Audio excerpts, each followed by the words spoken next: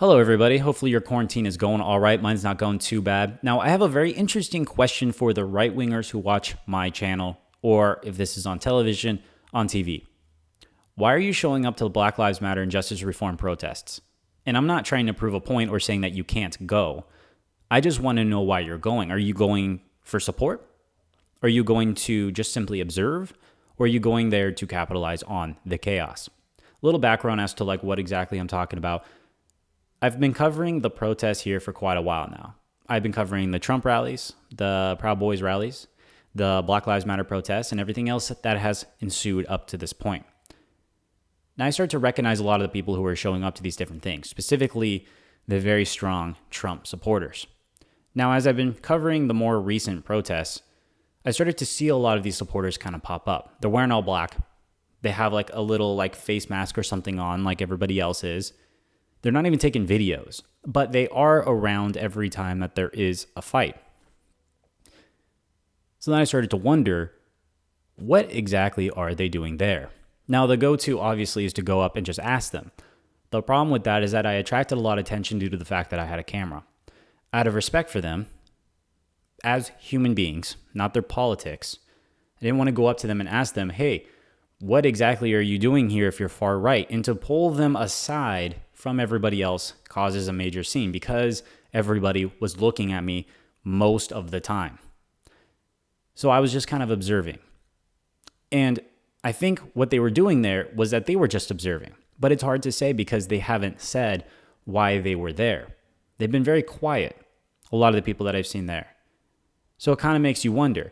Now, there are a lot of bad actors who have also shown up to these things. Like, for example, this individual that you guys might have heard of, his name is Andy No. This guy was somebody who had gotten on Joe Rogan podcast because he was attacked by protesters, which he shouldn't have been attacked, to be completely fair. But he was attacked, and a part of what makes him controversial is the fact that he overly emphasizes a very specific aspect of a movement, uses that as a representation of a standard. In addition to that, too, he also cherry picks certain areas of a movement and then launches a counter narrative as to why they're doing something. So, for example, there is a situation with the protesters where they were carrying these fences that the police had originally set. They were carrying the fences and creating this little fenced out zone. Now, he had commented on social media saying that these protesters were trying to create something similar to Seattle with the autonomous zone, and this had gained enough attention to where Donald Trump Jr. has started to comment on this as well. That was incorrect. That's actually, most of the people who were there were not trying to replicate that. What they were actually trying to do was troll the police department. And the reason is because the police department had a specific policy saying that if protesters touched the fence, then the police will respond with violence. The fence had progressively gotten taller as the days went on. The protesters were upset of the fact that the police, as they believed, were so overly eager to use violence that that's all that was necessary for them to do something. Now, granted, there was usually with the fence grabbing came other things like bottle throwing as well. So to be fair, but through the intercom, that is what the police had told us. If you touch the fence, we will use force against you. Andy No did not report that. Andy No is self-serving. So going full circle back, what is everybody doing there? A lot of people like Andy No are running, skirting along the sides, terrified, scared of everybody there. Now, granted, I'm not blaming Andy No for being scared. He has a right to be scared given the things that have happened to him. But what about everybody else holding a camera that nobody really minds too much? Why are they running around the sides? Why are they just trying to film a little 20-second soundbite between protesters and police as opposed to interviewing people? Why are they not in the very middle of the action trying to record what's going on and having interviews with those people as to why they're doing what it is that they're doing? Now, they could say, well, I'm also scared of people using violence against me.